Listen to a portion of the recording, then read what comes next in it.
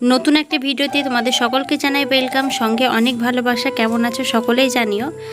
আজকে এসেছিলাম বাজারে কিছু কেনাকাটা করার জন্য। তো নিউ সুন্দর সুন্দর কালেকশান দেখে আর ইচ্ছে হলো না যে তোমাদের একটু দূরে সরিয়ে রাখবো, তাই তোমাদের সঙ্গে শেয়ার করতে স্টপ হলাম না।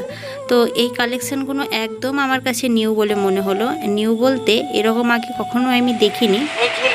সুন্দর জিনিস দেখতে দেখতে আজকে তোমাদের সঙ্গে কিভাবে নিজেকে স্মার্টনেস করে তুলবে তার সম্বন্ধে আজকে তোমাদের সঙ্গে 6টা টিপস আলোচনা করব। আর আশা করি এই টিপসগুলো দেখবে, তোমরা যদি ব্যবহার করো তোমাদেরও কাজে লাগবে। আর এখানে না এই কালেকশানগুলো বেশ ভালো লাগছিলো, তাই দেখালাম। এর ভিতরে বেশ কিছু কালেকশান আমার রয়েওছে আর বেশ কিছু নেই। তো সব তো কেনা সম্ভব হয় না, যেগুলোই খুব প্রয়োজন এমনকি ভালো লাগে সেগুলোই নিই।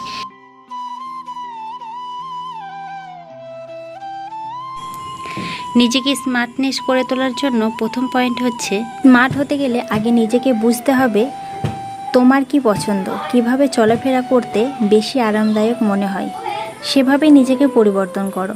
স্মার্টনেস মানে দেখতে ভালো লাগা বা সুন্দর সুন্দর পোশাক পরা, সেটা কিন্তু একদমই নয়। স্মার্টনেস হলো অভ্যন্তরীণ আর মানসিক কিছু ব্যাপার। তুমি যা নিজেকে ঠিক সেইভাবে উপস্থাপনা করাটাই হলো স্মার্টনেস। ঠিক কিভাবে নিজেকে সবার কাছে উপস্থাপনা করবে তা যদি বুঝে উঠতে না পারো, তাহলে তোমার মধ্যে ছোট ছোট কিছু পরিবর্তন নিয়ে আসো। খুব সাধারণ কিছু কৌশল অবলম্বন করলেও তুমিও কিন্তু হয়ে উঠতে পারো স্মার্টনেসের অধিকারী। আর হচ্ছে প্রত্যেকটা সিজনে দেখবে টক খাওয়ার জন্য একটা না একটা কিছু থেকেই যায়। আম, তারপরে আমড়া, তারপরে তেঁতুল। আর অনেক বাড়িতেই কিন্তু এই টক কিংবা চাটনি যেটা বলো, না খেলে কিন্তু ভাতের শেষে ঠিক যেন একটা জমে না, এইরকম একটা ব্যাপার আছে। আমারও কিন্তু বেশ ভালো লাগে। আর এখন দেখো লেগে পড়েছি ফ্রিজটা একটু পরিষ্কার করব। পরিষ্কার বলতে পরিষ্কারই আছি, ছেলে তো রীতিমতো অল্টারনেটভাবে মানে ফ্রিজ খুলতেই থাকে। দিনে যে কতবার ফ্রিজ খোলে, এই জন্য আমার কাছে রীতিমতো বকাও খাই খুব। কিন্তু বকা খেলে কী হবে, বকা খেলেও আর মানে শুধরাই না, মানে এটা হয়েই যাবে। তো দেখো জলের বোতলগুলো বেশ মানে এলোমেলোভাবে আছে। ভাবছি ঠান্ডা জলের বোতলগুলো সাইজ করে রেখে আর ফ্রিজটা মানে প্রত্যেক দিন যেহেতু পরিষ্কার চলো এরপরে আমরা চলে যাব আমাদের 2 নম্বর পয়েন্টে। অনেক কথা বলার অভ্যাস, তাহলে বাড়িতে একটু কথা বলা কমিয়ে দাও। যতটুকু প্রয়োজন ঠিক ততটুকু কথা বলার অভ্যাস করো। কখন কোথায় কি বলতে হবে তা বোঝার চেষ্টা করো। কথা বলো বুঝে শুনে, এমনকি গুছিয়ে। তুমি কি বলতে চাইছো তা জানো, তোমার বক্তব্যের কথা শুনেই পরিষ্কার বোঝা যায়। আর রান্নাঘরে যখন কাজ করি না, কিছু না কিছু একটা এটা সেটা কাজ করতে করতে মনে হলো যে বাইরের পরিবেশটা তোমাদেরকে দেখায়, কত সুন্দর লাগছে তাই না? আর বাইরের পরিবেশ কিন্তু দেখতে আমি বলছি কেন, প্রত্যেকেই কিন্তু বেশ ভালোবাসি। আর তার সঙ্গে আমি কি কাজ করছি জানো, এখন রান্না হয়ে গেছে বলে গ্যাসটা পরিষ্কার করছি। তার আগে তো তোমরা দেখতে পেলে ফ্রিজটা আমি ঠিকঠাক করে রাখলাম, কারণ এত গরমের মধ্যে জল আমাদের রাখতেই হচ্ছে। আর এই দেখো জামা কাপড় কাচতে চলে এসেছি, সঙ্গে ছেলেও এসছে, কারণ কাচাকুচি কমপ্লিট করার পর ভাবছি একেবারে ছেলেকে স্নান করিয়ে দেব। তার জন্য আর কিছু বলছি না, আমার সঙ্গে সঙ্গে যেহেতু করছে আর ওর খেলার সেরকম কোনো সঙ্গী নেই এখানে নয়, মানে ওর সঙ্গেই নেই। ছোটোবেলা থেকে খেলার জন্য ছেলের কোনো সঙ্গী ছিলও না। তো খেলা যেহেতু করার ভেতরে ওই আমার সঙ্গেই করতে হয় ছেলেকে। আর হাতের নখগুলো দেখো কত সুন্দর বড় বড় হয়েছে। ছোটোবেলায় অনেক স্বপ্ন ছিল জানো, যে অনেক বড় বড় হাতের নখ করব, কিন্তু ভেঙে যেত, তখন বড় করতে পারিনি। আর এখন রীতিমতো এমনিই বড় হয়ে যায়, কি করে হয় সেটা জানা নেই। আর ভালো লাগে, আর হাতের নখ যদি বড় বড় হয় আর নেল পালিশ করলে কিন্তু দারুণ লাগে। আর এটা হচ্ছে অনেক দিনের আগে বলতে পারো, কিছু ছবি তোলার ইচ্ছে হয়েছিল আর কিছু রিলস বানানোর ইচ্ছে হয়েছিল। তো সেদিনই এই ভিডিওগুলো আর ছবিগুলো তুলেছিলাম। তো এমন একটা সময় পাচ্ছিলাম না যে তোমাদের সঙ্গে শেয়ার করব, মানে কবে যে শেয়ার করব বুঝে উঠতে পারছিলাম না। তো আজকে যেহেতু ভিডিওটার ক্লিপ ছিল না আমার কাছে এই মুহূর্তে, তো কি করব আর সময়টা এমন একটা যাচ্ছে না, কোনো ভিডিওর ক্লিপ আমি তুলতেও পারছি না। তো চলো এবার আমরা চলে যাই আমাদের 3 নম্বর পয়েন্টে। সৌজন্যতাবোধ।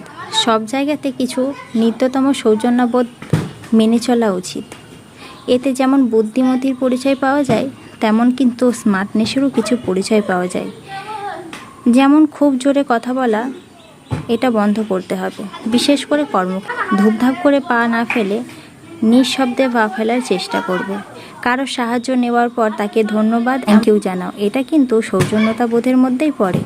কাউকে বিরক্ত করলে দুঃখিত বলো, এগুলি খুব ফর্মাল আচরণ মনে হলেও এগুলো কিন্তু সৌজন্যতা বোধের মধ্যেই পড়ে।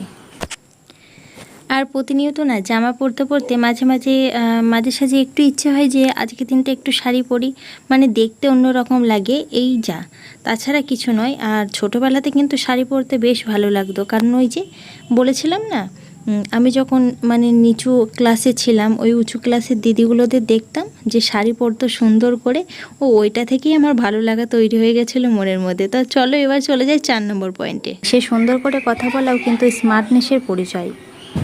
তাই বলে কথায় কথায় হো হো করে হাসবে না যেন, এটা কিন্তু শোভনীয় নয়। স্মৃতি হাস্যে কথা বলো সবার সাথে।